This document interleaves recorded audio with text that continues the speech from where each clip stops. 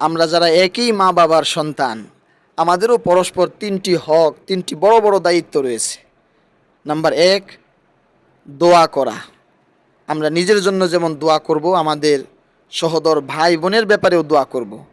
আল্লাহ পাক রব্বুল আলামিন এই বিষয়টি আমাদেরকে কোরআনে কারিমে শিখিয়েছেন। সূরা আরাফের 151 নং আয়াতে আল্লাহ তাআলা নবী মুসা আলাইহিস সালাতু ওয়াস সালামের একটি দোয়ার কথা বলেছেন, যে নবী মুসা আলাইহিস সালাতু ওয়াস সালাম আল্লাহ তাআলার কাছে দোয়া করেন, রব্বিগফিরলি ওয়া লি আখি ওয়া আদখিলনা ফি রাহমাতিক। হে আমার পরওয়ারদিগার, আমাকে ও আমার ভাইকে আপনি ক্ষমা করে দিন এবং আমাদের সকলকে আপনার রহমতের অন্তর্ভুক্ত করে নিন।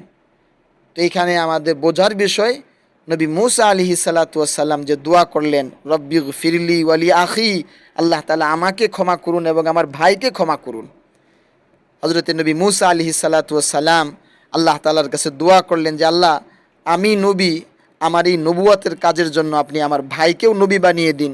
তো আল্লাহ তাআলা নবী মুসা আলাইহিস সালাতু ওয়াস সালামের দোয়াকে কবুল করে, ভাইয়ের জন্য ভাইয়ের দোয়াকে কবুল করে আরেক ভাইকেও তিনি নবী হিসেবে কবুল করেছেন, হারুন আলাইহিস সালাতু ওয়াস সালামকে। তাই আমরা যখন নিজের জন্য দোয়া করব, নিজের সহোদর ভাই বোন তাদের জন্য দোয়া করতে ভুলব না।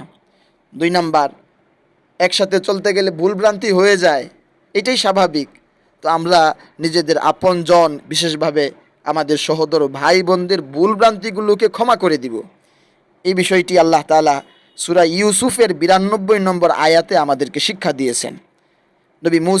নবী ইউসুফ আলাইহিস সালাতু ওয়াস সালামের ভাইয়েরা যখন হযরত ইউসুফ আলাইহিস সালাতু ওয়াস সালামের কাছে আসলেন দরিদ্র অবস্থায়, দুর্ভিক্ষ অবস্থায়, হযরত ইউসুফ আলাইহিস সালাতু ওয়াস সালাম তাদের ভাইকে চিনতে পারলেন। ওই সমস্ত ভাইরাই ছিলেন যারা নবী ইউসুফ আলাইহিস সালাতু ওয়াস সালামকে কূপে নিক্ষেপ করেছিলেন।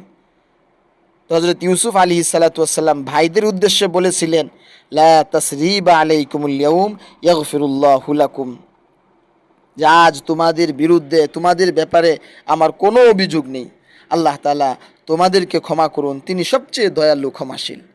তো সুতরাং ভাইয়ের সাথে ভাইয়ের যদি ভুলভ্রান্তির কোনো কাজ হয়েও যায়, এই নবী ইউসুফ আলাইহিস সালাতু ওয়াস সালামের এই ঘটনা থেকে শিক্ষা যে ভাই ভাইকে ক্ষমা করে দিবে যখন ভাই তার ভুলকে বুঝতে পারবে। আর 3 নাম্বার কাজ হচ্ছে, আমরা পরস্পর সকলেই নিজের জায়গা থেকে হক, আমার যে দায়িত্ব রয়েছে সেটা আদায়ের চেষ্টা করব। তাদের জন্য দোয়া করব, তাদের ভুল ভ্রান্তিগুলোকে ক্ষমা সুন্দর দৃষ্টিতে দেখব এবং যে হক রয়েছে, দায়িত্ব রয়েছে, অধিকার রয়েছে সেগুলো যথাযথভাবে বাস্তবায়ন করার চেষ্টা করব।